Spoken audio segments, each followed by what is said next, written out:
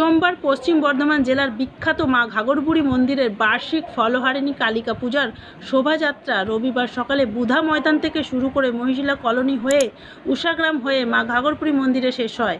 বাজনার সাথে মহিলারা নাচতে নাচতে পথ পরিক্রমা করে। আসানসোল দুর্গাপুর পুলিশ কমিশনারেটের পক্ষ থেকে নিশ্ছিদ্র নিরাপত্তাও দেওয়া হয়। Green Asansol, clean Asansol.